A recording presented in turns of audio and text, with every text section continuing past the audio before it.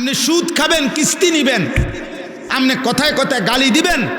আপনিও টেলিভিশনে সুযোগ পাইলেই চা দোকানে হোক আর ঘরে হোক, মা বাবা হইয়াও টেলিভিশনে নাটক, সিনেমা, নর্তকী দেখবেন, আর আপনার সন্তান মানুষ হবে। হবে না মিয়া, হবে না। একেবারে দৈন্তান নয়, কান্না হবে না। উপার্জনকারী প্রাণী হবে, ইকোনমিক্যাল অ্যানিম্যাল। যে উপার্জন শিখছে, উপার্জন রোজগার করতে আরে অন পয়সা কামায়, হেতো আমনও কামাইছেন, হেতো পয়সা কামায়। উপার্জন করা আর ইনসান হওয়া এক কথা না, মানুষ হওয়া আর রোজগার করা এক কথা না, বুঝেন নাই? রোজগার তো হালাল হারাম বিভিন্নভাবে হইতে পারে, হইতে পারে না। এজন্য ইনসান হওয়া চাই। আমাদেরকে আল্লাহ তাআলা হায়াত দিছেন, আল্লাহ দিছেন। অনস্তিত্ব থেকে আল্লাহ আমাদেরকে অস্তিত্বে এনেছেন। আব্বা আল্লাহ দিয়েছেন এই হায়াত, আল্লাহ দিয়েছেন এই রাত আল্লাহর, এই দিন আল্লাহ, এই সকাল দুপুর আল্লাহ। প্রতি ঘন্টা যায় আমার হায়াত যায়, প্রতি মিনিট যায় আমার জীবন থেকে যায়, প্রতি সেকেন্ড যায় আমার জীবন থেকে যায়, আমার জীবন যায়। জমিনের এই ঘূর্ণায়ন। আব্বা ওই যে ছেলেটা, বাবা তুমি উঠে যাও, আব্বা তুমি বাবা উঠে, তুমি বেশি ডিস্টার্ব করতেছ। এই তোমারে বলছি, তোমারে, এই গেঞ্জিওয়ালা ছেলে তোমারে বললাম, আব্বা তুমি চলে যাও এখান থেকে। আব্বা আমার ডিস্টার্ব হয়, আমার কষ্ট হয়, তুমি এনে কথা বলো না, ফাজলামি করো না, ওঠো বেটা এখান থেকে। ফালতু কোথাকার বেটা, ফাজলামি করো কেন এখানে? তোমাকে কেউ জবরদস্তি করে বসাইছে? তুমি যাও গিয়ে বাইরে গিয়ে বুট খাও বেটা, আকামলা কোথাকার।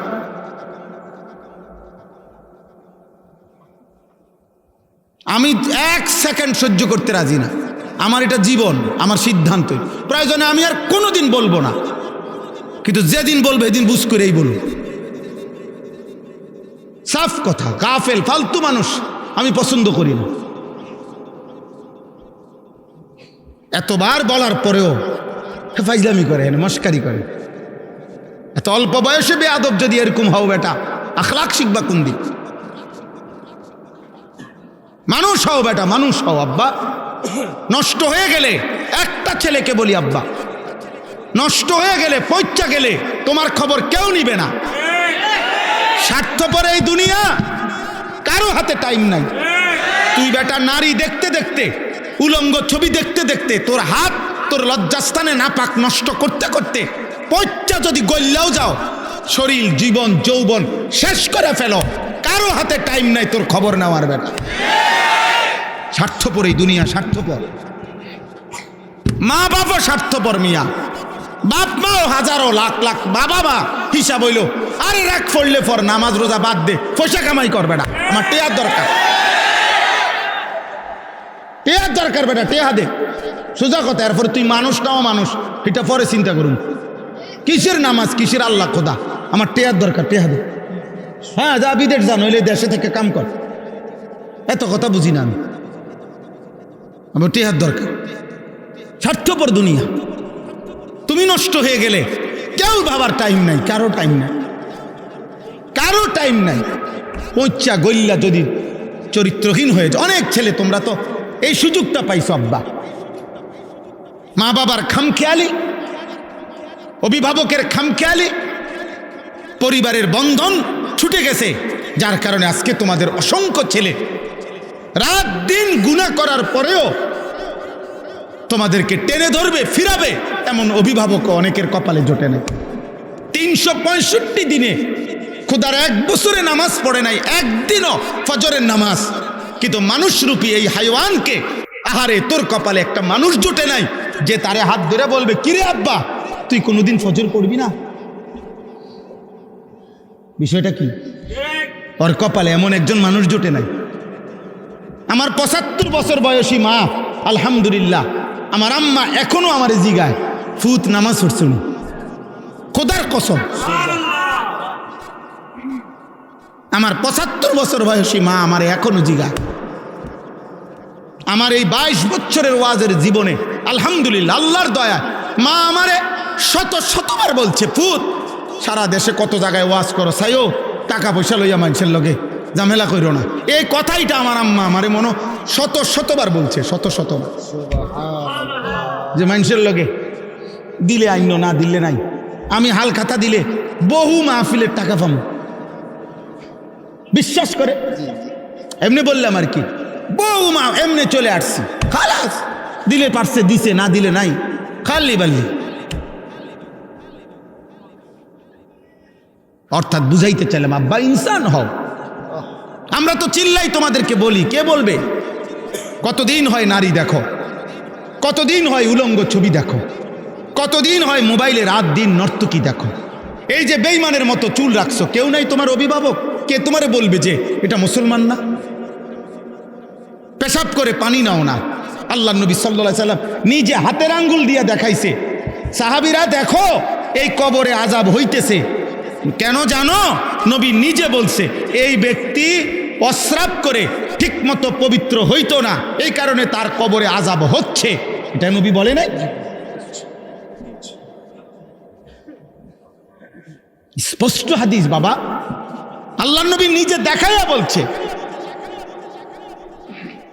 যে এই কবরে আযাব হচ্ছে। কেন? সে প্রস্রাব করে, দুইটা বর্ণনা, একটা হলো প্রস্রাব করে পবিত্র হওয়ার ক্ষেত্রে তার গুরুত্ব কম ছিল, আরেকটা বর্ণনা হইল প্রস্রাব করার সময় 1-2 ফোঁটা 3 ফোঁটা যে ছিটকা পড়ে পিছনে, আবার এই ছিটা থেকে ঠিক মতো সে ফরহেজ করতো না, খেয়াল করতো না। এমন জায়গায় এমনভাবে পেশাবও করে ফেলছে যার কারণে 2-4টা ছিটকা প্রস্রাবের লুঙ্গিতে জামাতে এসে পাল্টায় পড়ছে, অথচ সে গুরুত্ব দিত না। আল্লাহ নবী সাল্লাল্লাহু আলাইহি সাল্লাম বলেন প্রস্রাবের ছিটা থেকে ঠিক মতো পাক ছিল না, খেয়াল করে নাই। খোদার কসম নবী বলছে এই কারণে তার কবরে আযাব হইতেছে। তোমরা বলো আব্বা, মাঝ বয়সী মুসলমান বলে কি পরিমাণ মুসলমান, কি পরিমাণ নওজোয়ান পেশাব করে পানি নেয় না, কি পরিমাণ কল্পনা করেন। প্রস্রাব করে টয়লেট পেপার ব্যবহার করে না। এই অপবিত্র মানুষ তার জীবনটা কাটে কেমনে, রাত কাটে কেমনে বলে? ইনসান হওয়া আল্লাহ তাআলা, আমি এই জন্য বলতেছিলাম আল্লাহ তাআলা আমাদেরকে হায়াত দিয়েছেন, আমরা অস্তিত্বহীন ছিলাম। কাইফা তাকফুরুনা বিল্লাহ ওয়া কুনতুম আমওয়াতান ফাআহইয়াকুম। আল্লাহ বলেন কেমনে এমন মালিকের নাফরমানি করো? আরে তুমি তো মৃত ছিলা, তোমার তো নাম ছিল না, আমি আল্লাহ তোমাকে জীবন দিয়েছি। এইভাবে আল্লাহ মনে করায়, আল্লাহ যেন কাছে নিয়ে কইতেছে এই বেটা কাইফা তাকফুরুন, আরে কেমনে আমার সেজদা না দিয়া থাকলা বেঈমান, আমি তোরে বানাইছি বেটা, তোরে আমি বানাইছি বেটা, আজকের রাত আমি দিছি, তোরে ঘুম থেকে আমি জাগাইছি বেটা।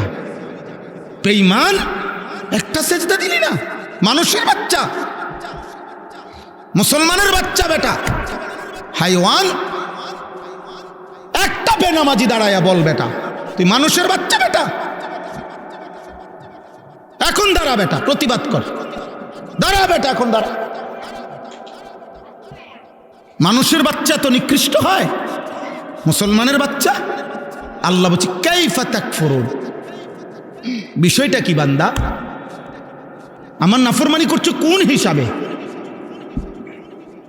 ওয়া কুনতুম আমওয়াতান, তোমরা তো মৃত ছিলে, তোমাদের তো কোনো নাম ঠিকানা ছিল না। আগামী বছর কোন কোন বাচ্চা বাংলাদেশে জন্ম নিবে তাদের নাম নিশানা সরকারের খাতার মধ্যে আছে? বাংলাদেশের কোনো বিভাগের কাছে আছে? ইউনিয়ন পরিষদে লেখা আছে? তো আমরা কেউ জানি? আমাদের তো কোনো অস্তিত্ব ছিল না। আল্লাহ তাআলা সেখান থেকে আমাদেরকে হায়াত দিয়েছেন, হায়াত দিয়েছেন। হাল আতা আলাল ইনসানি হিনুম মিনাদ দাহর লাম ইয়াকুন শাইআম মাযকুরা ইন্না খালাকনাল ইনসানা মিন নুতফাতিন আমশাজ। আল্লাহ বলে আহারে বান্দা, তোমার উপর দিয়ে তো যুগের পর যুগ এমন গেছে যখন তোমার কোনো নাম ঠিকানা ছিল না। কতকাল তুমি মাটির অস্তিত্বে, মানুষকে আল্লাহ মাটি থেকে সৃষ্টি করেছে, কিসের থেকে? এখন প্রশ্ন হইল যে আমারে সৃষ্টি করছে যেই মাটিটা থেকে, ওই মাটিটা পৃথিবীতে কত কাল থেকে ছিল আমি জানি? পৃথিবীর কেউ জানে? তো মাটিতে ছিল কতদিন কেউ জানে না। খাবারের মধ্যে ছিল কতদিন, তোমার অস্তিত্ব কেউ জানতো না। বাপের বীর্য হিসাবে ছিল কতদিন কেউ জানতো না। মায়ের জরায়ুতে ছিল কতক্ষণ কেউ জানতো না। আমি সব ধাপ পার করে আমি আল্লাহ স্বামী স্ত্রীর মিলিত বীর্য থেকে আমি তোমাকে সৃষ্টি করেছি। আমাকে চেনো না? হ্যাঁ, আমাকে চেনো না? নর্তকী চিনলা, মোবাইল চিনলা, ইয়াহুদির বাচ্চারে চেনো, ফুটবলের খেলোয়াড় চেনো। ফুটবল খেলোয়াড় তোমার আব্বা। হ্যাঁ, তুমি খেলোয়াড়ের সন্তান, তাহলে খেলোয়াড়ের মতো সাজো কেন বলো মুসলমান? আপনাদের অভিভাবকরা বলেন, আপনারা বেঁচে থাকতে এমন কাপুরুষ হয়ে গেলেন কেন? বছরের পর বছর আপনার ছেলে নামাজ পড়ে না, মেয়ে নামাজ পড়ে না, স্ত্রী পর্দা করে না, এমন কাপুরুষ হলেন কেন? আপনি পারেন না তো না পারলে সংসারটা ছেড়ে দেন না কা? আপনি জঙ্গলে না যাইবেন, সুন্দরবনে যান না কেন? আপনি আফ্রিকার জঙ্গলে যান না কেন? আপনি ওলামায়ে কেরাম থেকে জিজ্ঞাসা করছেন কোনোদিন যে হুজুর আমার ছেলেটা যে নামাজ পড়েন আমি আর কি করতে পারি? কয়জনই জিজ্ঞাসেন বলেন? আমার স্ত্রী যে পর্দা করে না আমি আর কি করতে পারি? না, কেন হুঁ দিত, হুঁ তাবিজ। হুজুর বিদেশ যাই না, তাবিজ আছে নি দেন। হ্যাঁ, কেন হুঁ দিব। আর কোনো তাবিজ আসেনি, আর কোনো লাল লাল কালি দিয়ে লেখিয়া দোকানের উপরে ঝুলাই দেন হুজুর, এমন একটা তাবিজ লাগাই দেবো, দেন লেখা দেন, কয় টাকা লাগুক লাগুক, ব্যবসায় যাতে উন্নতি হয়। চা দোকানে দোয়া করাই দিছে হুজুর, হুজুর দোয়া করে দেন খাস করে। হুজুর যাইতে দেরি নাই। এই যে টেলিভিশন শুরু হয়েছে, এই যে নর্তকীর নাচ শুরু হয়েছে, এই নাফরমান আর কোনোদিন এই টেলিভিশন আর বন্ধ করে না। হুজুর রিদিয়া দোয়া করাই দিছে। দুনিয়া দুনিয়া এত বুঝা বুঝলেন, আখিরাতের ব্যাপারে জিজ্ঞেস করেন। ছেলেকে কিভাবে সংশোধন করতে হয়, মেয়েকে কিভাবে সংশোধন করতে হয়, স্ত্রীকে কিভাবে সংশোধন করতে হয়। না, সে উঠছে এক ঠেলাতেই 3 তালাক না 30টা দিয়ে পড়ছে। যা বেড়ি তোর দিলাম স্যার। এরপরে আবার ব্যয় করে কাঁদে, অথবা নিজেদের মধ্যে এমন জঘন্য কথা আছে। সেদিন এক ছেলে আমারে বলছে কাঁদতে কাঁদতে, আমি অবাক, আসমান থেকে যেন পড়ছি। সে বলতেছে হুজুর আমার বয়স এখন 28 বছর, আমার বয়স যখন 12 বছর তখন আমি নিজ কানে শুনছি আমার আব্বা মা ঝগড়া করতে গিয়ে আমার বাবা আমার মারে 3 তালাক দিছে, কিন্তু হুজুর আমি নিজ কানে শুনছি, অথচ ওনারা একভাবে সংসার করতেছে এখনো। আমি কি করতাম হুজুর আমি বুঝি না। হিসাব বোঝেন নাই?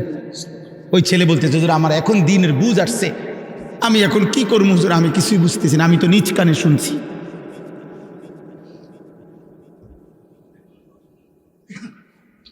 তো দুনিয়া খামখেয়ালি, দুনিয়া ভোগ করতেছে আর কি। দুনিয়া আখেরাত দিয়ে করব কি? আখেরাত দিয়ে করবে কি? আল্লাহ আমাদেরকে বুঝ দান করেন। অতএব আমার উদ্দেশ্য এই একটা কথাই বলা, আল্লাহ আমাদেরকে জীবন দিয়েছেন, অনস্তিত্ব থেকে আমাদেরকে অস্তিত্বে এনেছেন কে? আল্লাহ আমাদেরকে হায়াত দিয়েছেন আব্বা। সেই মালিক বলছেন লিয়াবলুয়াকুম আইয়ুকুম আহসানু আমালা। কেন দিলাম হায়াত? এই রাত কেন দিলাম? এই দিন কেন দিলাম? বান্দা তোমারে আমি জন্ম থেকে ধীরে ধীরে এই বয়সে কেন পৌঁছাইলাম? আমি আল্লাহ তাআলা তোমাকে শিশু, কিশোর, যুবক, বৃদ্ধ এই বয়সগুলো কেন দিলাম? এই হায়াত কেন দিলাম?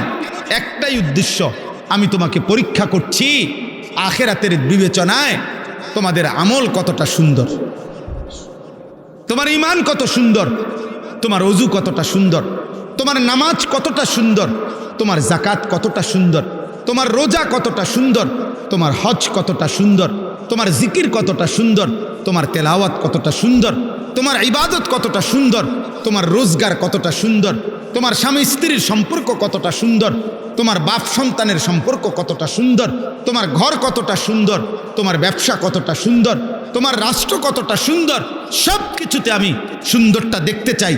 পরীক্ষা করছি কারণ এই সুন্দরের বিনিময়ে পরীক্ষা করে এই সুন্দরের উপরে ভিত্তি করে আখিরাতের জান্নাত কিংবা জাহান্নাম দেব। লিয়াবলুয়াকুম আইয়ুকুম আহসানু আমালা। আমি পরীক্ষা করছি, আমি বুঝি আর না বুঝি আমাদের দুনিয়া পরীক্ষা চলছে।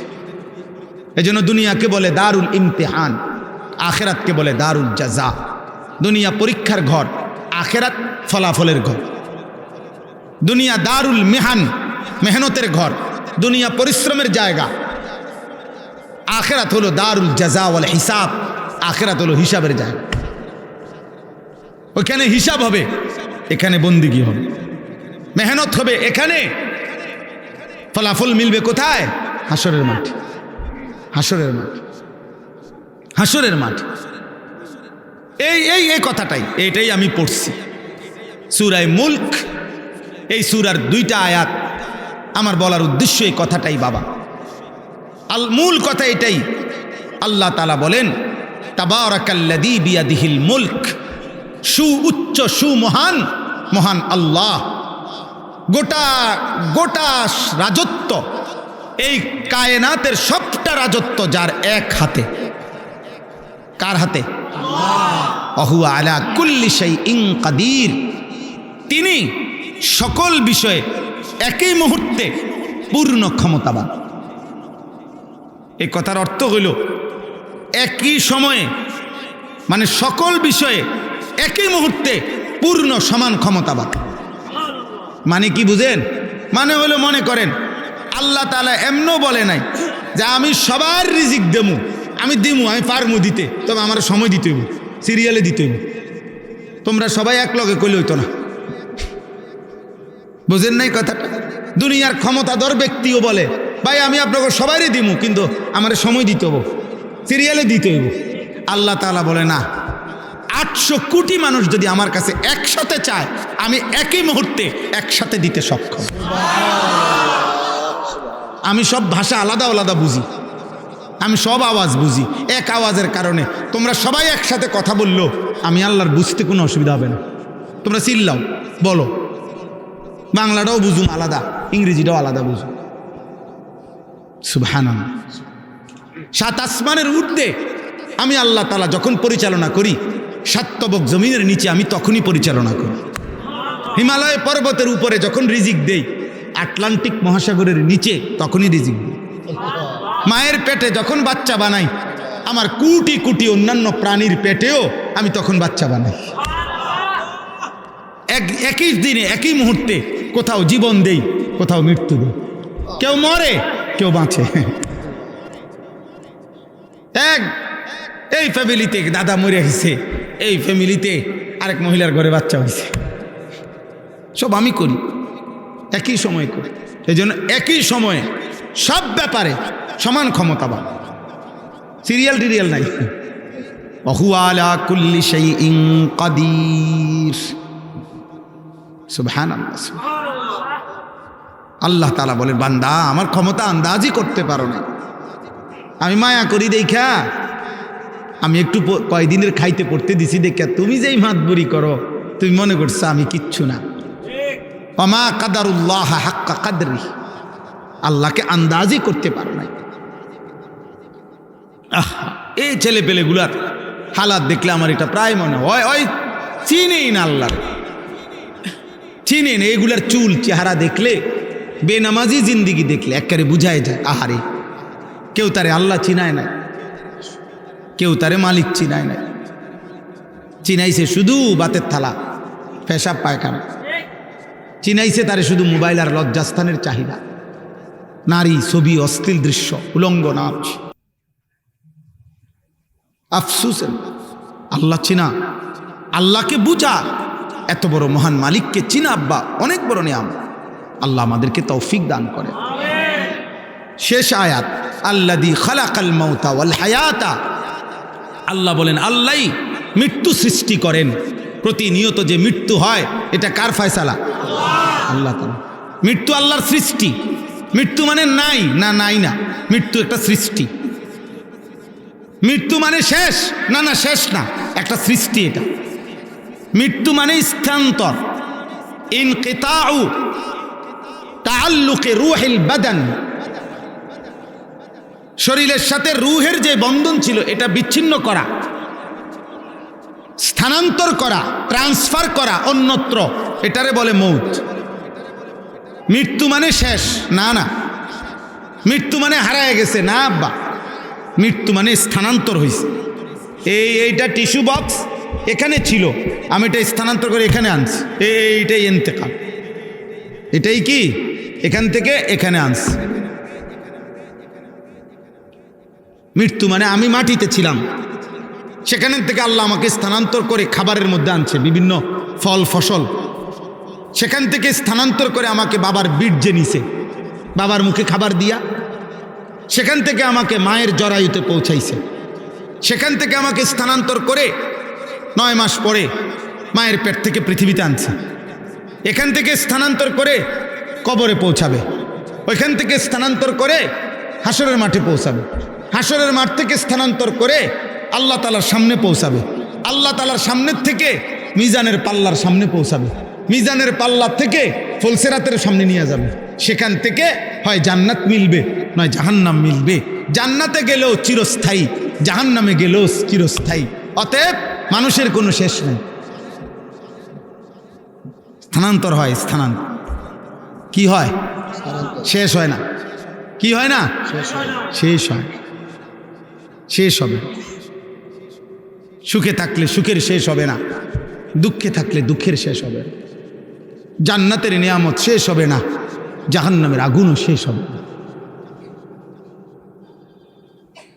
লিয়াবলুয়াকুম, আল্লাহ তাআলা বলেন আমি আল্লাহ, আল্লাহই সৃষ্টি করেছেন মৌত ওয়াল হায়াতা, এবং জীবন। এই হায়াত কে দিয়েছেন? প্রতি রাত দিন ভোর সকাল, আলো অন্ধকার, রোদ বৃষ্টি, আকাশ জমিন, এই সব কিছু দিয়ে হায়াত, দুনিয়া জীবনের আয়োজন। এজন্য দুনিয়াকে বলা হয় দারুল হায়াত সুম্মা দারুল মামাত। দুনিয়া দুইটা, একটা হলো জীবনের ঘর, আরেকটা হলো মৃত্যুর ঘর। এখানে জীবনও হয়, এখানে মৌতও হয়। আর আখেরাত হলো দারুল জাযা, দারুল বাকা। অর্থাৎ আখেরাত হইল 1 নম্বরে প্রতিদানের ঘর, 2 নম্বরে চিরস্থায়ী ঘর, চিরস্থায়ী ঘর। আখেরাতের হায়াত মিলবে আর মৃত্যু হবে না, দুনিয়ার হায়াত যার মিলবে তার মৃত্যুও হবে। হবে? কথা বলে না? হবে কি না? হচ্ছে কি না? এটা বোঝা উচিত। লিয়াবলুয়াকুম আইয়ুকুম আহসানু আমালা। আল্লাহ বলেন তাহলে এই হায়াত কেন দিলাম? তোমাদেরকে পরীক্ষা করার জন্য। আইয়ুকুম আহসানু আমালা, তোমাদের কার আমল কতটা সুন্দর, কার আমল কতটা সুন্দর। আমি আল্লাহ শুধু আমলের পরীক্ষা নিচ্ছি না, বরং আমলের সুন্দরের পরীক্ষা নিচ্ছি। কথা বলে না? শুধু আমলের পরীক্ষা না রে আব্বা, তাহলে নামাজ তো ছেড়ে দেওয়ার প্রশ্নই আসে না, আল্লাহকে বাদ দেওয়ার প্রশ্নই আসে না, ইবাদত ছেড়ে দেওয়ার প্রশ্নই আসে না। বরঞ্চ প্রতিনিয়ত একজন বিবেকবান মানুষের উচিত আরও কেমনে আমার অজু, নামাজ, সূরা, কেরাত, দোয়া, কালাম, জিকির, তসবিহ, তেলাওয়াত, হজ, জাকাত, রোজা, নামাজ, হালাল হারাম, আমার জীবন, আমার ঘর, আমার সংসার, আমার পরিবার, আমার বিবি, আমার বাচ্চা, আমার রাত, আমার দিন আরও কেমনে সুন্দর হবে, আরও কেমনে সুন্দর হবে। এই জন্য প্রতিনিয়ত চেষ্টা করা, মেহনত করা, এটাই হলো দুনিয়ায় থাকার টার্গেট। তো সেটা কই আব্বা? নামাজ কই? সুন্দর করবো তো পরে, সেজদাই তো দেয় না। হ্যাঁ, ওনারে বলছে আপনি তো উজু গেছে গা, কয় না আমার উজু যায় না, কয় না আমি শুনলাম আপনার উজু গেছে গা, কয় না উজু যায় না। ঝগড়া করে এক পর্যায়ে হে বলতেছে আমার উজু আগের থেকেই ছিল না, যাইব করতে। বুঝলেন না? সে তো আমলই করে না, নামাজই পড়ে না, এ সুন্দর করবে কি? এই নাফরমান তো সেজদাই চেনে না। আল্লাহ তাআলা এবার শেষ কথা বলছেন, ওয়াহুয়াল আজিজুল গফুর।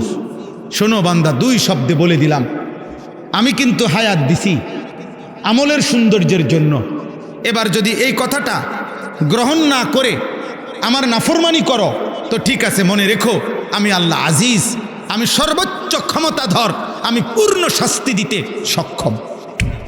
আবার যদি আমল করো, চেষ্টা করো, তো এটাও মনে রেখো ভুল ভ্রান্তি শতভাগ আমি গফুর, মাফ করতে সক্ষম। খালাস। গাদ্দারি করলে শাস্তি দিতে আজিজ, আমি ক্ষমতাবান। আনুগত্য করলে ভুল ভ্রান্তি কমতি ঘাটতি আমি গফুর, আমি মাফ করতে সক্ষম। এবার তুমি সিদ্ধান্ত নাও, তুমি আমার আজিজ নামের সিফাত দেখবা নাকি গফুর নামের সিফাত দেখবা, তুমি ফয়সালা করো। এই জন্য দোস্ত, আল্লাহ রহমানও আল্লাহ কাহারও। যে মালিক বলছে আমি প্রচন্ড দয়াশীল, সেই মালিক বলছে আমি জুন্তিকাম, আমি প্রচন্ড আজিজুন জুন্তিকাম, প্রচন্ড শক্তির সাথে প্রতিশোধ গ্রহণকারী। আমি সিরা ফেলামু বান্দা, টুকরা টুকরা করে ফেলাম। কাল্লা ইন্নাহা লাযা নাযাআতাল লিশ-শাওয়া। আল্লাহ তাআলা বলে সাবধান, তোরে জাহান্নামের আগুনে ফেলা হবে আর 1 সেকেন্ডে সারা দেহের চামড়া খসে ফেলা হবে। নারুল্লাহিল মুকাদা আল্লাতী তাত্তালিউ আলাল আফইদা। আল্লাহ বলে জাহান্নামের আগুন আমার জ্বালানো আগুন, এই আগুনে 1 সেকেন্ডে কলিজা শুদ্ধা জ্বালায় ফেলবে। আল্লাহ আমাদেরকে হেফাজত করেন। অতএব শেষ কথা আমার আজকের এই মোবারক মাহফিলে আমি এতটুকু কথাই বললাম, একটা ছেলে আব্বা নিয়ত করো আমি ভালো হওয়ার চেষ্টা করব ইনশাআল্লাহ। বলো ভাই ইনশাআল্লাহ। আবারও বলছি, নষ্ট হইও না, নষ্ট হইও না। ফজরের নামাজ পড়বো ইনশাআল্লাহ, 5 ওয়াক্ত নামাজ পড়বো ইনশাআল্লাহ। আল্লাহ তাআলা সবাইকে তৌফিক দান করেন। বাবা, চাচা, পর্দার আড়ালের মা বোন, আপনারাও প্রত্যেকেই আল্লাহকে মানার, নিজ নিজ অধীনস্থদেরকে আল্লাহর দিকে ফেরাবার চেষ্টা করবেন। আল্লাহ তাআলা তৌফিক দান করেন। আল্লাহ তাআলা ওইটা নাই, এই বেটা উঠলা কেন? বসো, আমরা বলতেছি তো, আমরা সবাই তো উঠবো। হ্যাঁ, এই ছেলে আব্বা বসো, বউ তুমি বউ, তোমাকে ট্রেন ছেড়ে দিচ্ছে নাকি? সবাই দোয়া করে যান, দয়া করে এই 1-2 মিনিট মাদ্রাসার জন্য প্রত্যেকেই আপনাদের একটু পকেটে হাত দেন। যেই কোনো দিনই প্রতিষ্ঠানে অসংখ্য মাদ্রাসার জরুরত থেকে যায়, মাদ্রাসার প্রয়োজন থেকে যায়। আমাদের কওমি মাদ্রাসা মানেই যেখানে অসহায় এতিম গরিব বাচ্চা পড়ালেখা করে, কওমি মাদ্রাসা মানেই যেখানে অসংখ্য প্রয়োজন থেকে যায়। এই জন্য প্রত্যেকে যদি এই মাদ্রাসাগুলোতে দান করেন, যারা আল্লাহ কোরআন পড়ে, দিন শিখে, 5 ওয়াক্ত নামাজ জামাতে পড়ে, নিঃসন্দেহে আপনি সদকায়ে জারিয়ার সওয়াব পাইতে থাকবেন। জি হ্যাঁ, অতএব দয়া করে ওঠেন। 2-4 জন ছেলে ওঠো ভাই, ওঠো, জলদি করো। প্রত্যেকে 1-2 মিনিটে দেন। আপনারা ঠকবেন না। ছেলেরা আব্বা তোমরাও দাও, যার কাছে 100 টাকা আছে 100 টাকাই দাও, 50 টাকা আছে 50 টাকাই দাও। উঠেন না কেউ, দোয়া করে যান, দোয়া এক্ষুনি দোয়া করে দেবো। আমাদের পুরো এলাকার মুর্তেকানের জন্য হযরত দোয়া করবেন, রোগীদের জন্য দোয়া করবেন। বিশ্বের বিভিন্ন রাষ্ট্রের মধ্যে আমাদের বাংলাদেশের যুবকরা আছে, আতঙ্কের মধ্যে আছে, যুদ্ধ চলতেছে, বিদেশি যুবক ভাইদের জন্য দোয়া হবে। হযরত দোয়া করবেন, হযরতকে আমরা কোথায় পাবো? আলহামদুলিল্লাহ আমার ভাইকে মিলাইছে, নুরুলহারা মাদ্রাসায় মাহফিল করে আসছেন।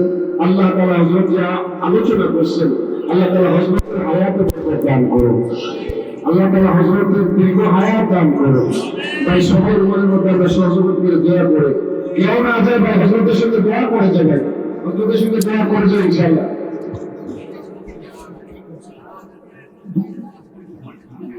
আসসালামু আলাইকুম ওয়া রাহমাতুল্লাহি ওয়া বারাকাতুহু।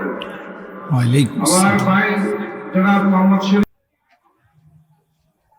যে ব্যক্তি দাড়িওয়ালা, সাদা দাড়িওয়ালা বয়স্ক মুরব্বীকে যে সম্মান করে, আল্লাহ নবী সাল্লাল্লাহু আলাইহি সাল্লাম বলছে সে যেন তার রব আল্লাহকে সম্মান করে। এই কথাটা বলার পরেও তো চুপ হওয়া উচিত ছিল। এই কথাটা বলার পরেও আন্তরিকতা দেখানো উচিত ছিল। আব্বা, বক্তা হাজার হাজার, আল্লাহওয়ালা অল্প, আরিফিন অল্প, রব্বানিয়িন খুব কম, বক্তার অভাব নাই। এই সুর হাঙ্গামা, হুঙ্কার ঝঙ্কার, উড়াইয়া লাইব চুরা লাইব, ইডি বহুত, কিন্তু আরিফিন কম, কামিলিন কম আব্বা, রব্বানিয়িন কম কম। চোখের পানিতে যাদের চোখ ভিজা, রাত গভীরে রবের সিজদায় যারা পড়ে থাকে, জীবন ভোর যারা আল্লাহর কোরআন রসুলের সুন্নার লাগাতার খেদমত করে, 24 ঘন্টা যারা উম্মত নিয়া দিন নিয়া ফিকির করে, এমন মানুষ খুব কম। শোনার মানুষ কম, আলোকিত মানুষ কম। কদর করা উচিত, কদর করা উচিত। হুজুরের যেটা বললেন সহিলপুরের, আমি যখন সেই 94 সালে আমরা যখন দারুল আরকাম পড়ি, তখনও আলহামদুলিল্লাহ আমার স্পষ্ট মনে আছে 94, 95 সময়ও আমরা এই সহিলপুরের তাফসির শুনতে আমিও আসছি। বড় হুজুর রহমতুল্লাহ আলাইকে আমিও দেখছি আলহামদুলিল্লাহ।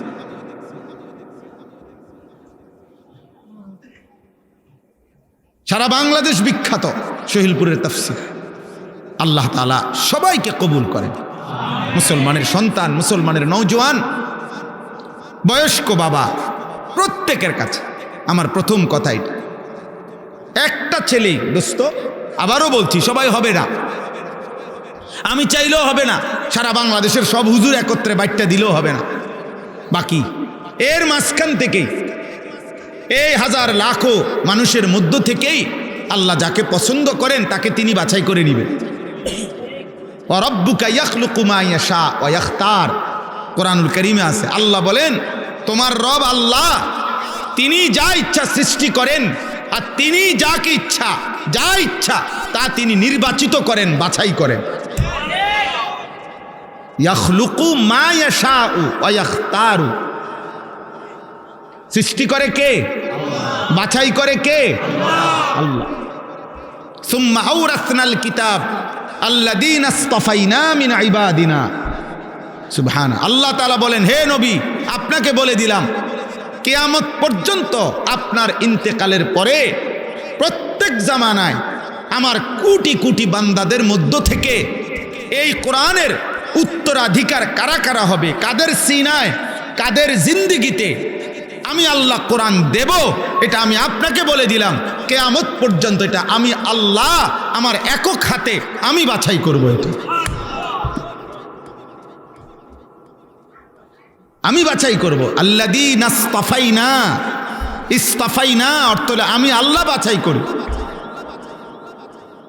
এজন্য কখনো দেখা যায় ধনীর সন্তানও হাফেজে কোরআন, কখনো দেখা যায় দিনমজুরের সন্তানও হাফেজে কোরআন, কখনো দেখা যায় অসহায় মায়ের সন্তানও হাফেজে কোরআন, কখনো দেখা যায় হাজার কোটি টাকার মালিকের সন্তান চেষ্টা করছে কিন্তু কোরআনের হাফেজ হয় নাই। কারণ ফয়সালা কার হাতে? নির্দিষ্ট টাকার হাতে না। মাসে 4,000 টাকা দিয়ে গেলেই হাফেজ হবে, বিষয়টা এটা না। মাদ্রাসায় ওস্তাদ আছে বলেই হাফেজ হবে, এটা না, এটা না আব্বা, এটা মালিকের ফয়সালা, এটা রবের ইচ্ছা। আল্লাযীনা ইসতাফাইনা, অতএব দিন মানবে কে? কোরআন মানবে কে? আল্লাহ চিনবে কে? আখিরাতের পথে চলবে কে? হেদায়েত মিলবে কার? আল্লাহ তাআলার এক এক হুকুমের গোলামি কে করবে? প্রিয় ভাই, প্রিয় বাবা, এ আল্লাহ তাআলার ফয়সালা।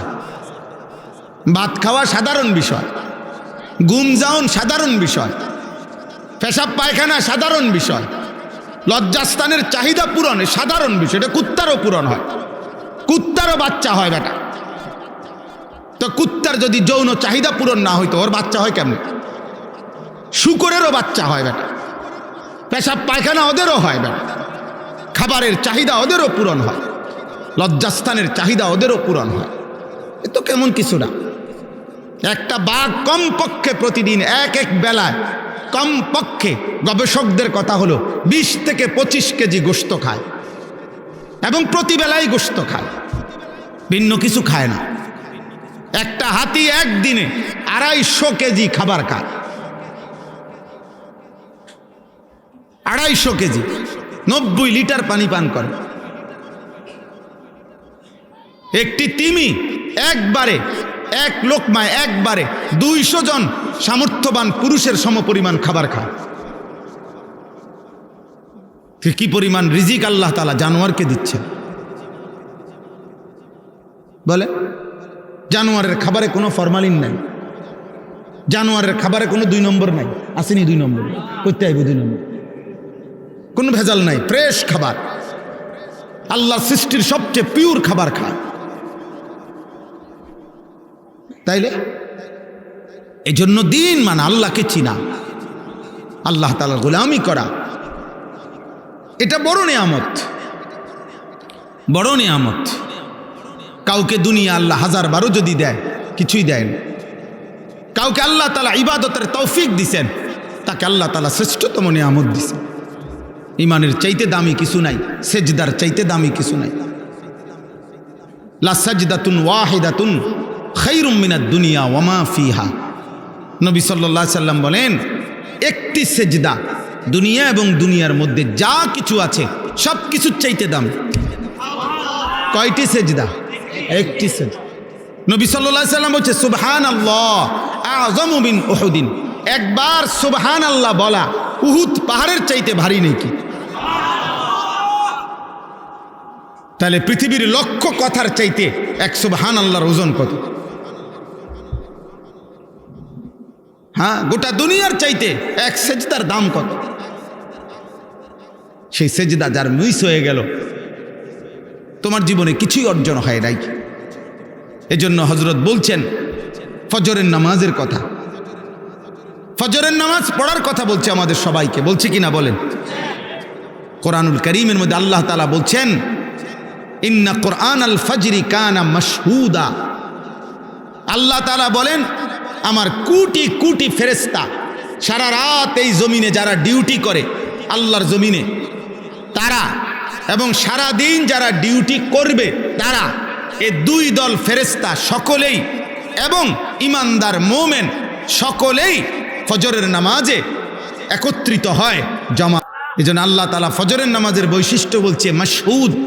ফজরের নামাজ অ্যাসেম্বলির সময়, ফজরের নামাজ সম্মিলন, ফজরের নামাজ আল্লাহর অনুগত বান্দাদের একত্রিত হওয়ার সময়।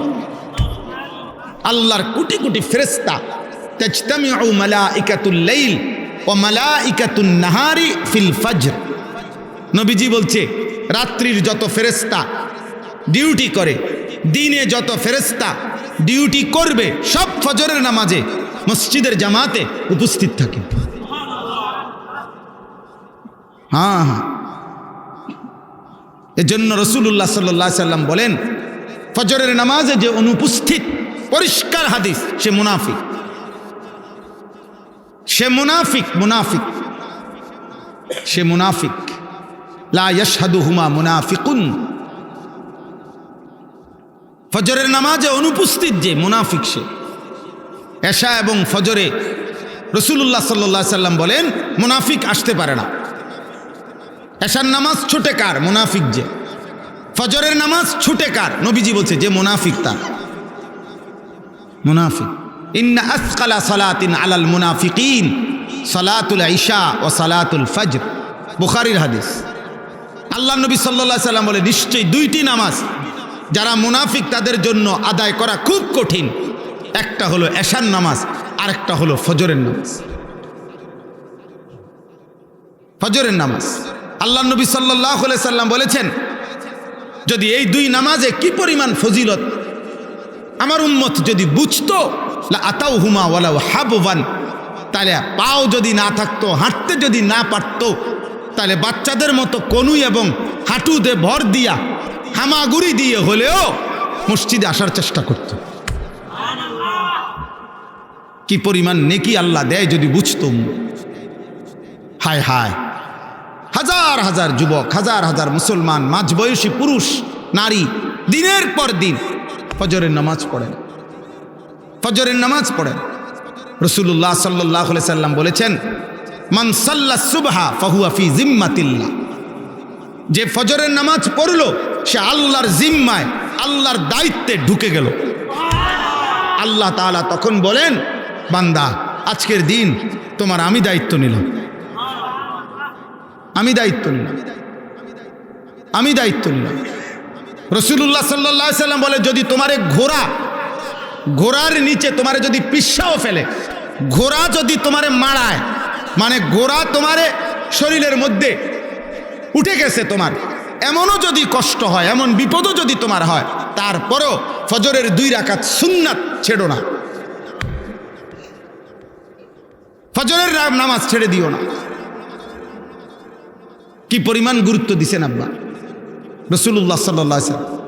নবীজির জামানায় সমস্ত সাহাবী জানতেন যে আল্লাহর নবী সাল্লাল্লাহু আলাইহি ওয়াসাল্লাম, নবীজির জামানায় সাহাবাদের কাছে এটা সবার কাছে জানা ছিল যে ফজরের নামাজে যে অনুপস্থিত সে মুনাফিক। সাহাবারা এটা জানতেন। নবীজি সাল্লাল্লাহু আলাইহি সাল্লামের জামানায় যাকে নবীজি, যার ইমানের ব্যাপারে সন্দেহ করতেন, বাহ্যিকভাবে কালেমা পড়ছে কিন্তু সন্দেহ হইছে লোকটা পূর্ণ ইমানদার নাকি মুনাফিক, তা আল্লাহর নবী সাল্লাল্লাহু আলাইহি সাল্লাম তাকে ফজরের নামাজে তালাশ করতেন। 2 দিন 4 দিন না দেখলে বলতেন, আমি এমনটাই ভেবেছিলাম, অর্থাৎ সে মুনাফিক। মুনাফিক।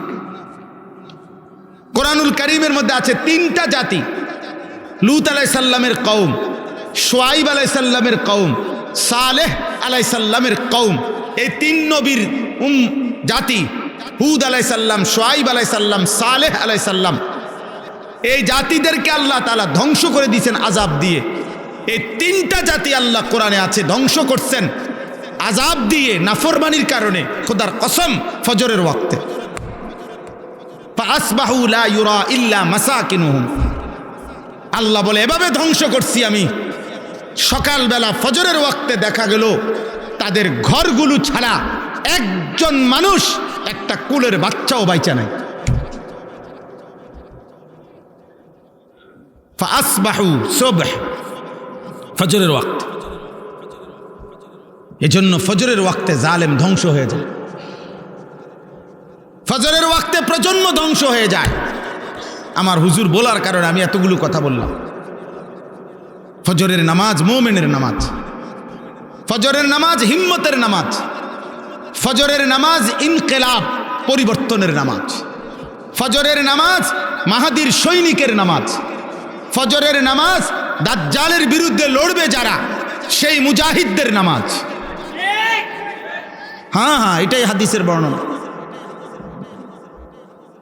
হিম্মতওয়ালা মানুষের কাজ এটা। কাপুরুষ, আকামলা, অপদার্থ, বেহুদা, ফালতু মানুষ, জীবনটা যার কাছে ভাত মাছ আর পেশাব পায়খানা, জীবনটা যার কাছে লজ্জাস্থানের চাহিদা, জীবনটা যার কাছে হতনার গুঞ্জান, এই আকামলার কাছে ফজরের নামাজ পড়া কঠিন, ইমানদারের জন্য সহজ। জীবনের উদ্দেশ্য যার কাছে ভাত, পেশাব, পায়খানা, ঘুম, বাথরুম, হ্যাঁ মিয়া, ওই দেখেন, ওই বেয়াদফ দেখেন, ওই বেয়াদফ মোবাইল আলগি দিয়ে রাখছে। তোমার মতো বেয়াদফ উঠে গেলে ভালো হয় আব্বা, একজন ভালো মানুষ বসতে দাও।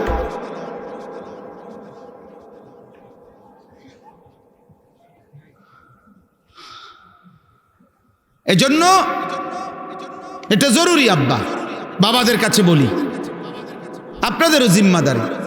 পিতা মাতার আমল সন্তানের উপরে আসর করে, শুধু সন্তান না, পরবর্তী জেনারেশনের উপরে আসর করে।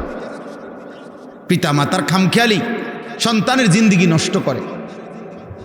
কোরআনুল কারীমের মধ্যে আছে মুসা এবং খাজির, মানে যাকে আমরা খিজির আলাইহিস সালাম কই, ওনার জীবনীর মধ্যে, ওই ওনার ঘটনার মধ্যে আছে হযরত খিজির আলাইহিস সালাম একটি এলাকার একটি দেওয়াল কাত হয়ে গেছে, সোজা করে দিছিলেন। তো ওইখানে আছে, উনি বলছিলেন মুসা নবীকে, এই যেই দেওয়ালটা আমি সোজা করে দিছি, এই দেওয়ালটার নিচে দুইটা এতিম বাচ্চার তাদের বাবার রেখে যাওয়া সম্পদ, গুপ্তধন, বাবার রেখে যাওয়া সম্পদ আছে মাটির নিচে।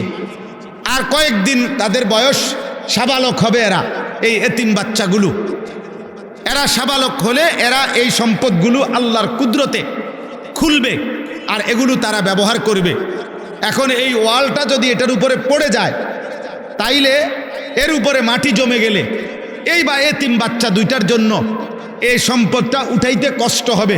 এজন্য আমি আল্লাহর ইশারায় তাদের এই দেওয়ালটা সোজা করে দিছি, যাতে দেওয়ালটা না পড়ে, বাচ্চাগুলোর সম্পদটা উঠাইতে যেন কষ্ট না হয়।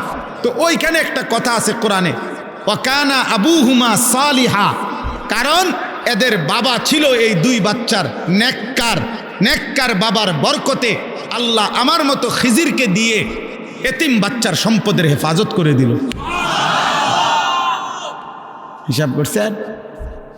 وأما الجدار فكان لغلامين يتيمين في المدينة وكان تحته كنز لهما وكان أبوهما صالحا। নেক বাবা, দিনদার বাবা, দিনদার মা, অনেক বড় নিয়ামত। এজন্য যারা চাচা, বাবা, অভিভাবক, আপনি বিড়ি খাবেন আর আপনার সন্তান মানুষ হবে, হবে না, উপার্জন হবে। আপনার ফুতো কামাই শিখবে, রোজগার শিখা আর মানুষ হওয়া এক কথা না আব্বা। এ সব কিছু তোমাকে জাহান্নামের পথে নিয়ে যাচ্ছে। আমি একটা কথা বলবো, রাত যদি জেগেই থাকো, তাহাজ্জুদ নামাজ পড়ে ফজর না পড়ে ঘুমাতে যেও না। ঠিক কিনা বলেন? কিন্তু উত্তম সে যে প্রথম রাতে ঘুমায়, শেষ রাতে উঠে যায়। আর খারাপ মানুষ প্রথম রাতে জাগে, শেষ রাতে ঘুমাইতে যায়। আব্দুল্লাহ ইবনুল মুবারককে জিজ্ঞেস করা হয়েছিল যে বকরি বাচ্চা দেয় বছরে কম, কিন্তু বকরির সংখ্যা বাড়ে, কুত্তা এতগুলি বাচ্চা দেয়, কুত্তার সংখ্যা বাড়ে না কেন? আব্দুল্লাহ ইবনুল মুবারক বলছেন, তার কারণ বকরি প্রথম রাতে ঘুমায়, শেষ রাতে উঠে যায় আল্লাহর জিকির করে, আর কুত্তা সারা রাত ঘুরে ফজর রাগ দিয়া ঘুমায়। কথা বুঝেন নাই ভাই? তা আপনারাও যদি সারা রাত ফেসবুক দেখেন, ইউটিউব দেখেন, আড্ডা দেন, আর রাত 3টায় যান ঘুমাতে, তাহাজ্জুদ তো দূরে থাক, ফজরই তো থাকবে না, লানত তো আসবে। টাকা কামাই করবেন, বরকত পাবেন না। সুন্দরী বউ আনবেন, শান্তি পাবেন না। টাকার পাহাড় হবে, রোগ বালাই যাবে না। রাতে অন্তত 1 ঘন্টা জাগতে হবে ফজরের আগে। ওযু গোসল করে 2-4 রাকাত তাহাজ্জুদ নামাজ পড়ে আল্লাহর কাছে হাত তুলে যা দরকার তা চেয়ে নেবেন। দিনের বেলা যত গুনাহ হয়েছে আল্লাহর কাছে মাপ চাইবেন। তাদের ব্যাপারে আল্লাহ বলেছেন, ওয়াল মুস্তাগফিরিনা বিল আসহার, শেষ সাথে যারা আল্লাহর কাছে ক্ষমা চায়, বলেন সুবহানাল্লাহ। তাহাজ্জুদ নামাজ পড়বেন তো ভাই ইনশাআল্লাহ। 40 যাদের বয়স পার হয়েছে তাদেরকে তো আমি মনে করি প্রতিদিন 4 রাকাত তাহাজ্জুদ পড়া উচিত। আমি সুনান তিরমিজি, খাতিব তাবরিজি একটা হাদিস রওয়ায়াত করছেন, আমি এটা বলি বিষয়টা শেষ করছি ইনশাআল্লাহ। ঠিক আছে ভাই? খাতিবে তাবরিজি রওয়ায়াত করেন, আল্লাহর হাবিব সাল্লাল্লাহু আলাইহি সাল্লাম একদিন সাহাবায়ে কেরামকে বললেন, ইন্না ফিল জান্নাতি গুরাফা তুরা যুহুরুহা মিন বুতুনিহা ওয়া বুতুনুহা মিন যুহুরিহা। আল্লাহর জান্নাতের মধ্যে কতগুলো খাস কামরা আছে, যার ভিতর থেকে বাহির দেখা যায়, বাহির থেকে ভিতর দেখা যায়।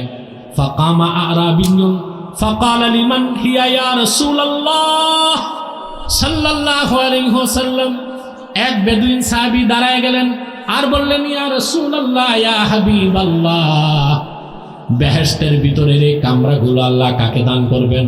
আল্লাহর হাবিব বললেন, লিমান আতাবাল কালাম ওয়া আত'আমাত তাআম ওয়া আদামাস সিয়াম ওয়া সাল্লা ফিল লাইলি ওয়ান নাসু নিয়াম। আমার যে উম্মত তার মুখের কথা পবিত্র করলো, গরিব মিসকিনকে খাওয়ালো, বেশি বেশি নফল রোজা রাখলো, আর নামাজ পড়লো রাতে, তখন সবাই ঘুমায় থাকলো যখন, কথা বলে না, আল্লাহ তাকে শুধু বেহেশত দিবেন না, বেহেশতের ভিতরে সে খাস কামরাও আল্লাহ তারে দান করে দিবেন। তাহলে আল্লাহ বলেছেন আস-সাবিরিনা ওয়াস-সাদিকিনা ওয়াল-কানিতিনা ওয়াল-মুনফিকিনা ওয়াল-মুস্তাগফিরিনা বিল আসহার। সাদাকাল্লাহুল আযীম ওয়া সাদাকা রাসূলুহুন নবিয়ুল কারীম ওয়া নাহনু আলা যালিকা মিনাশ শাহিদিন ওয়াশ শাকিরিন ওয়ালহামদুলিল্লাহি রাব্বিল আলামিন। আমি আর কষ্ট দিচ্ছি না আপনাদেরকে একটা অনুরোধ করবো আমি, এখানে আপনারা বিভিন্ন দল ও মতের লোক আছেন কিনা ভাই? এখন সবাই চাচ্ছে রাজনৈতিক ঐক্য। মুনাজাতের আগে বসো না বাবা, এই কি টাইপের কাঠের মানুষ তোমরা? তাও এখানে বসবো, ওই জায়গাটা এই দাঁড়ানো লোকগুলো বসলে কিন্তু প্যান্ডেলে জায়গা হয় না, কিন্তু দাঁড়াই থাকবে, এক মজা নিয়ে আসে। আমি জানি ঘোড়া বসতে পারে না, এর জন্য দাঁড়ায় ঘুমায়। তোমরা কি ঘোড়ার গোশত খাও নাকি যেই খাসলত আসছে? হ্যাঁ প্রিয় ভাইরা, ওই জায়গাটা একটু রোদ, তো রোদে বসবে না, একেবারে আলালের ঘরে দুলাল না। প্রিয় ভাইরা, এখন সবাই ঐক্য করে। আমি আমার ফর্মুলা 12 মাস আগেই দিছি, রাজনৈতিক ঐক্যের দ্বারা কোনো ইসলামী দল ক্ষমতায় যেতে পারবে না। দ্বীনের স্বার্থে যদি ঐক্যবদ্ধ হয়, ইসলামী রাজনৈতিক দলগুলো ক্ষমতায় যেতে পারবে। রাজনৈতিক ঐক্য কোনো কাজ হবে না। যেমন জামাত ইসলামী, খেলাফত মজলিস, শাসনতন্ত্র, সবার মোব ইসলামী আন্দোলন, ঐক্যজোট, সবার ভোট এক করলে সর্বোচ্চ হয় 21%। কত? আরে 21% ভোট দিয়া তো 100 সিটও হয় না, তো ক্ষমতায় যাবেন কেমন করে? ভোট ইঞ্জিনিয়ারিং সেটা ভিন্ন বিষয়। স্বাভাবিক গতিতে নির্বাচনে এই রাজনৈতিক ঐক্যের মাধ্যমে মুসলমান ক্ষমতায় যেতে পারে না। তবে এই সব রাজনৈতিক দল যদি দেশের সব আলেম ওলামা পীর মাশায়েখ নিয়ে অরাজনৈতিক ঐক্য করে দ্বীনের স্বার্থে, তাহলে আমার দেশে ইসলামপন্থীরা ক্ষমতায় যাবে, এটা 1 ঘন্টার বিষয়। কারণ রাজনৈতিক ঐক্য করে ওনারা যদি ক্ষমতায় যায়, আমাদের লাভ কি? তাহরিকে খাতনে নবুয়ত বাংলাদেশের লাভ কি? হেফাজতে ইসলাম বাংলাদেশের লাভ কি? আমরা তো রাজনীতি করি না, আমরা তো ক্ষমতা পাবো না, তা আমাদের লাভ কি ওনাদেরকে ক্ষমতায় পাঠায়? ওনারা যদি কমিটমেন্ট দেয় যে ক্ষমতায় গেলে দ্বীনের স্বার্থে এই কাজগুলো করবেন, মুসলমানদের দাবিগুলো আদায় করবেন, তাহলে আমরা সব ঐক্যবদ্ধ হয়ে ওনাদেরকে ক্ষমতায় পাঠাই দিব। এটাই তো আমার কথা। আমার কথাটা না বুঝে অনেক ইসলামী রাজনৈতিক দলের নেতারা এখন আমার বিরোধিতা করতেছে। আমি মনে করি করুক বিরোধিতা, এক সময় আল্লাহ তাদের জ্ঞান খুলে দিবেন। আর আমি যা বলছি, তারা নির্বাচনের আগেও তার প্রমাণ পেয়েছেন, নির্বাচনের পরেও তার প্রমাণ পাবেন। আমাদের 3টা স্বার্থে এক হইতে হবে। ইসলামের সুমহান স্বার্থ রক্ষায় আমাদের ঐক্যবদ্ধ হতে হবে। মুসলমানদের মৌলিক দাবিগুলো আদায় আমাদের এক হইতে হবে। সুদীর্ঘ 50 বছরে যারাই ক্ষমতায় গেছে, মুসলমানের রক্তের উপর পা রেখে ক্ষমতায় গেছে, কিন্তু মুসলমানদের দাবি একটাও তারা মানে নাই। 50 বছর আগ থেকে মুসলমান দাবি করছে কাদিয়ানীদেরকে অমুসলিম ঘোষণা করতে হবে। কোন সরকার দাবি মানছে? মুসলমানরা দাবি করে আসছে মুরতাদের শাস্তি মৃত্যুদণ্ড কার্যকর করতে হবে, এ দাবি মানা হয়েছে? মুসলমানেরা দাবি করে আসছে, আমাদের কাসিমি সাহেব যে কথা বললেন যে আমাদের শিক্ষা ব্যবস্থা ইসলামী শিক্ষা ব্যবস্থা চাই, এটা কোনো সরকার দাবি মানছে? তাহলে আমরা কিছুই তো পেলাম না। এখন ইসলামী রাজনীতির ব্যানারে যারা রাজনীতি করেন, তারাও যদি আমাদের সাথে ওয়াদা রক্ষা না করেন, আমরা তো আর ঐক্যবদ্ধ হতে পারি না। এটা আমি তাহরিকের পক্ষ থেকেও জবাব, হেফাজতের পক্ষ থেকেও এটাই জবাব। কি বলেন আপনারা? 3টা স্বার্থে এক হতে হবে। ইসলামের সুমহান স্বার্থ রক্ষায় ঐক্যবদ্ধ হতে হবে, মুসলমানদের মৌলিক দাবিগুলো আদায় এক হইতে হবে, আর বাংলাদেশের স্বাধীনতা রক্ষায় এক হইতে হবে। আমাদের এই 3টি দাবির বিরুদ্ধে কাজ করছে বাংলাদেশে 3টি অমুসলিম সম্প্রদায়। তার মধ্যে সবচেয়ে নিকৃষ্ট হচ্ছে কুখ্যাত কাদিয়ানী সম্প্রদায়। তারা কাফের। ঠেকটা ঠিক মতো কইলা না, তারা কাফের। কাদিয়ানীদেরকে যারা কাফের বলবে না, তারাও কাফের। কারণ আল্লাহর আখিরি নবী নূর নবীজি আমার মুহাম্মদ সাল্লাল্লাহু আলাইহি সাল্লাম আল্লাহর শেষ নবী, এই কথা তারা বিশ্বাস করে না। এবং তারা মনে করে 1857 সালে কোরআন বাজেয়াপ্ত হয়ে গেছে। তাহলে এই কুখ্যাত কাদিয়ানীরা শুধু কাফের না, ইহুদিদের চেয়ে নিকৃষ্ট কাফের। মানুষকে তারা ধোঁকা দেয়, মানুষকে ধোঁকা দিয়ে কাফের বানাতে তারা মুসলমানদের মতো নাম রাখে, টুপি লাগায়, দাড়ি রাখে, তাই বলে মুসলমান হবে? আরে ভাই, দাড়ি রাখলে কেউ যদি মুসলমান হতে পারত তো রবীন্দ্রনাথ ঠাকুরের চেয়ে বড় মুসলমান কে হইতো? টুপি লাগাইলে কেউ যদি মুসলমান হতে পারত তো ভারতের পার্লামেন্টে হিন্দু এমপিরাও তো টুপি লাগায়, তার কি মুসলমান? নাম রাখলে মুসলমান হওয়া যায়? এক শয়তান বোতলে পেশাব করে উপরে লেবেল লাগাইছে শরবত, ওটা কি শরবত হবে? ভিতরে কি? তদ্রুপ কাদিয়ানীরা কাফের। আব্দুল আউয়াল আব্দুস সামাদ, মোবাশ্বের আলী কবির চৌধুরী, গহর রেজবি শাহরিয়ার কবির আর নিঝুম ঝুমদার, এসব নাম রাখার দ্বারা তারা মুসলমান হতে পারে না। আমার ভাইরা, আমার বন্ধুরা, আমার আল্লাহ ও নূর নবীজি আমার মুহাম্মদ সাল্লাল্লাহু আলাইহি ওয়াসাল্লামের ইসলাম ও কোরআনের হাজার হাজার হাজার বছর পরে বর্তমান ভারতের কুখ্যাত পাঞ্জাবের কুখ্যাত গুরুদাসপুরের কুখ্যাত কাদিয়ানে ইংরেজ আমলে এক শয়তান নিজের নবী দাবি করছে। চিল্লায় বলেন নাউজুবিল্লাহ। ওই শয়তানটার নাম রেখেছিল তার বাপ মির্জা গোলাম আহমদ কাদিয়ানি। সাবধান, তাকে গোলাম আহমদ বলা যাবে না, কারণ গোলাম আহমদ অর্থ আহমদ এর গোলাম। কোন কাফের কোনোদিনও গোলাম আহমদ এর গোলাম হতে পারে না। আর কাদিয়ানের কাজ্জাব ছিল শেষ দরজার কুখ্যাত কাফের, সে গোলাম আহমদ এর গোলাম ছিল না, সে ছিল কুখ্যাত শয়তানের কুখ্যাত গোলাম। কাদিয়ানের কাজ্জাব, মিথ্যা নবুয়তের দাবিদার, ইংরেজদের পা চাটা গোলাম মির্জা গোলাম শয়তান কাদিয়ানির উপর গজব এসেছে 1908 সালে।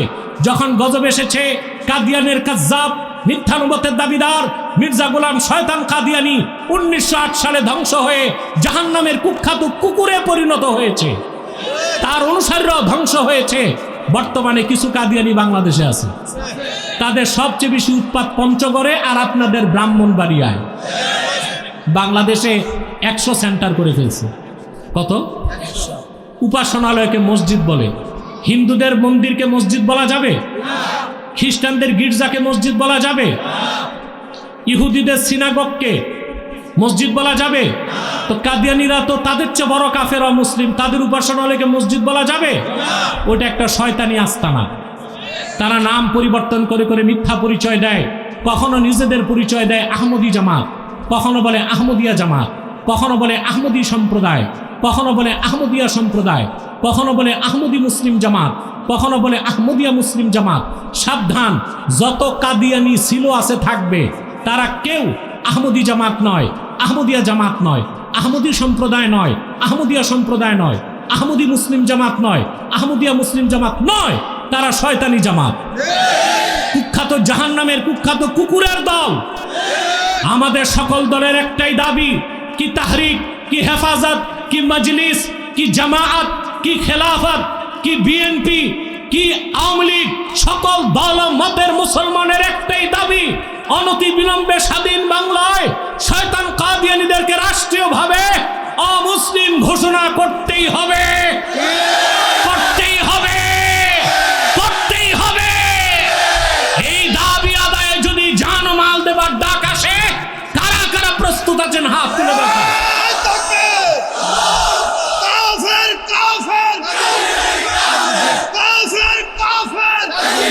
প্রিয় ভাইরা, করতে হবে, করতে হবে, করতে হবে। হেফাজতে ইসলাম বাংলাদেশ, তাহরিকে হককে নবুয়ত। প্রিয় ভাইরা, কাদিয়ানীদেরকে অর্থনৈতিক সহযোগিতা করবেন না? করেন? জি করেন। প্রাণ কোম্পানির যত জিনিস তাদের, প্রাণ, সেজান কোম্পানির জুস তাদের, RFL এর পণ্যগুলো তাদের, প্রথম আলো, ডেলি স্টার, ভিশন এগুলো তাদের। এগুলো ধরবেন না, কিনবেন না, বেচবেন না, নৈতিক দায়িত্ব হিসেবে মনে থাকবে ইনশাআল্লাহ। আগামী 15ই নভেম্বর সোহরাওয়ার্দী উদ্যানে বাংলাদেশের সকল আলেম ওলামার পক্ষ থেকে হেফাজত, তাহরিক, কওমি মাদ্রাসা বোর্ড, উলামায়ে আহলে সুন্নত, উলামায়ে দেওবন্দ, কওমি, সবার সম্মিলিত প্রচেষ্টায় হেফাজতের নেতৃত্বে মহাসমাবেশ সোহরাওয়ার্দী উদ্যানে। আমি তো থাকবই, আপনাদেরও যেতে হবে। যাবেন তো ইনশাল্লাহ? আরেকটি অমুসলিম সম্প্রদায় আমাদের যুবকদের ক্ষতি করতেছে, এটা হচ্ছে হিজবুত তাওহীদ। এটা হিজবুত তাওহীদ না, হিজবুত শয়তান। এটার আকীদা খুব খারাপ। এরা মানুষকে বলে যে দাজ্জাল বলতে কিছু নাই, আমেরিকায় দাজ্জাল। এটা কেন বলে জানেন? কারণ দাজ্জাল হত্যা করতে কে নামবে? ঈসা ইবনে মারিয়াম। নবী পরিচয়ে না, উম্মত পরিচয়ে। তো ঈসা মাসিহ যে আকাশ থেকে নামবেন, এটা অস্বীকার করাও কুফর। মানে এটা তো তারা বলতে পারে না, বলে দাজ্জালই তো নাই, তার মানে ঈসা নামার দরকার কি? এরকম কুফরি আকীদা তারা প্রচার করে। তারা বলে নামাজ হচ্ছে ট্রেনিং, অজু থাকলেও নামাজ হবে, অজু ছাড়াও নামাজ হবে।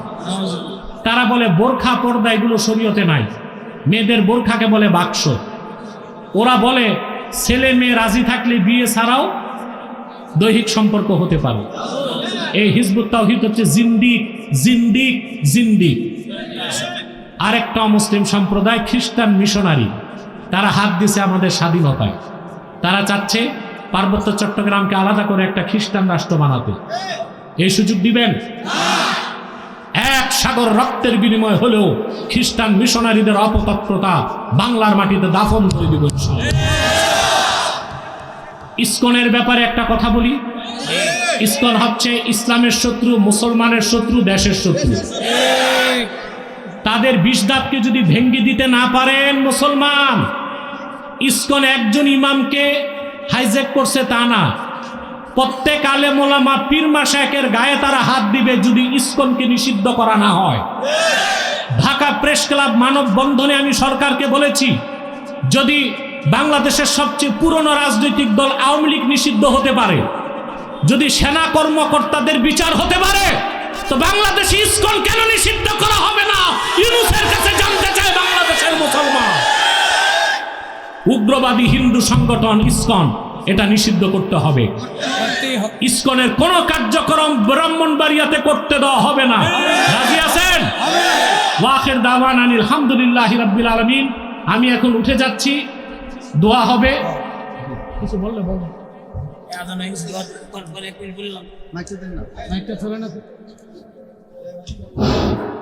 সম্মানিত উপস্থিতি, বাংলাদেশ 11 আজকের এই মাহফিল হয়েছে। যারা কষ্ট করেছেন আপনারা সবাই বসেন। আপনারা দোয়া না করে কোথায় যাবেন? উপস্থিত আছেন আমাদের বেলজিয়াম সমন্বয় কর্মী, এই মাহফিল বাস্তবায়ন করতে গিয়ে প্রতি বছর আবুল কাসেম খান সাহেব, ওনার জন্য দোয়া চাই। উনি কোথায়? উনিও বড় ডোনার।